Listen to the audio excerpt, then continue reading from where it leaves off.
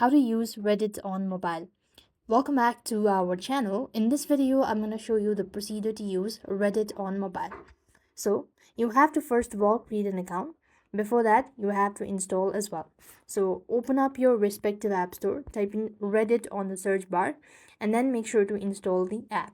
After you're done installing the Reddit app, you just want to click on the open button. And next, what you need to do is here, you can just go ahead and create your account, right? So once done creating your account, this is how the interface or the home page is going to look.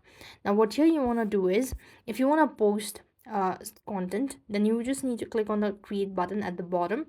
Now then you could also select a community, add a title, and then you could upload a link or image or a video or any other options that you have, such as poll and all that.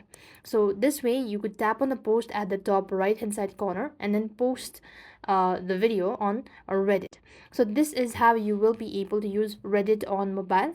And likewise, you could also go ahead and tap on or look for any other option like income, like inbox, chats and all that. So you could basically go ahead and look on to this options, and accordingly you could go ahead and use Reddit on mobile. So this is how you will be able to use Reddit. I hope the video was helpful. Make sure to like, share and subscribe. Thank you for watching. See you in the next video.